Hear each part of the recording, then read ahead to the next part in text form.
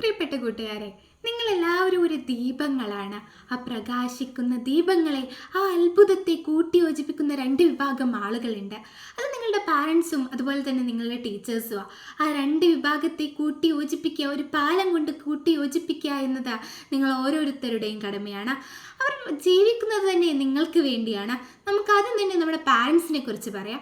നമ്മുടെ പാരൻസ് അവരുടെ ജീവൻ തന്നെ അവർ ഇന്ന് ജീവിക്കുന്നുണ്ടെങ്കിൽ ആർക്ക് വേണ്ടിയാ എന്ന് ചോദിച്ചാൽ എൻ്റെ മക്കൾക്ക് വേണ്ടിയാണ് എന്നാണ് അവർ പറയുക. അവർക്കിപ്പോഴുള്ള ഏക ലക്ഷ്യം എന്താ? എൻ്റെ മകള് അല്ലെങ്കിൽ എൻ്റെ മകന് ഉന്നത നിലയിൽ എത്തണം എന്ന ഏക ലക്ഷ്യത്തോടെയാണ് അവർ ജീവിക്കുന്നത്.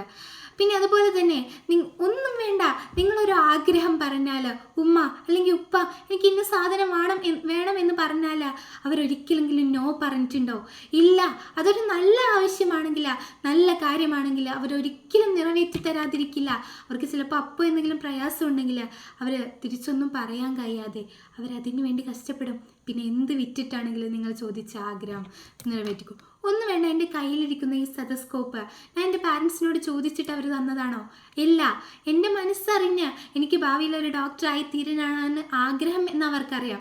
അത് കണ്ട് അവർ എനിക്ക് നൽകിയതാണ് ഈ സാധനം. അപ്പോൾ ഈ സാധനം എൻ്റെ കയ്യിലിടുന്നിടത്തോളം കാലം ഞാൻ പരാജയപ്പെടുമ്പോൾ, ഞാൻ തോൽവിയിലാകുമ്പോൾ, എനിക്ക് സങ്കടം വരുമ്പോൾ, ഞാൻ ആകെ എൻ്റെ എഡ്യൂക്കേഷനൊക്കെ വേണ്ട എന്ന് വെക്കുമ്പോൾ അങ്ങനെയുള്ള ഒരു സന്ദർഭം എൻ്റെ ജീവിതത്തിൽ വരികയാണെങ്കിൽ അപ്പോൾ ഈ സാധനം നോക്കുമ്പോൾ എനിക്ക് ഓർമ്മ വരും, എൻ്റെ ഉമ്മയും ഉപ്പയും എനിക്ക് അന്ന് തന്ന ഗിഫ്റ്റ് അല്ലേ, ഇതിന് ഞാൻ അവർക്ക് മറുപടി നൽകണം, ഇതിന് എന്ത് ചെയ്യണം, ഭാവിയിൽ ഞാൻ നല്ല ഡോക്ടറായിട്ട് തീരണം.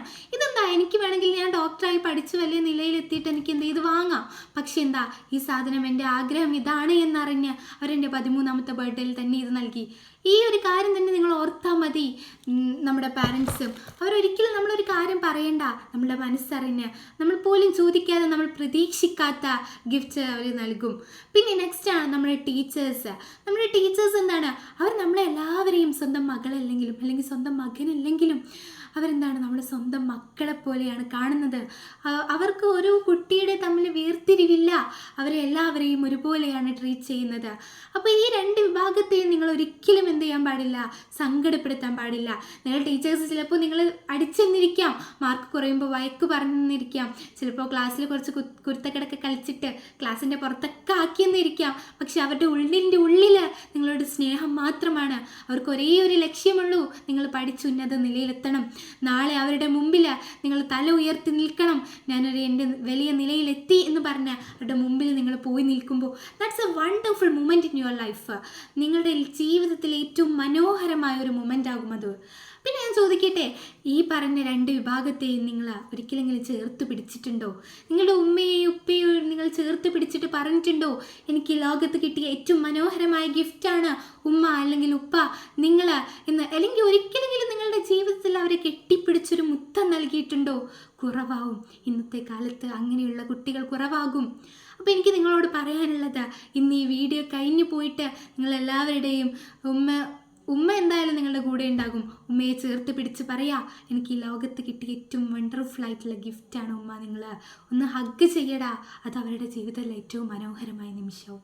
പിന്നെ നിങ്ങളുടെ ഉപ്പ ഇപ്പോൾ കൂടെ ഇല്ലെങ്കിലും ഉപ്പ ഫോൺ വിളിക്കില്ലേ, അപ്പോൾ അവരോട് പറയാ, അതാവും അവരുടെ ജീവിതത്തിലെ ഏറ്റവും മനോഹരമായ നിമിഷം. ദെൻ നിങ്ങളുടെ ടീച്ചേഴ്സിനെ ഇനി സ്കൂളിൽ വെച്ച് കാണുമ്പോൾ പറയാ, I am very thankful to U.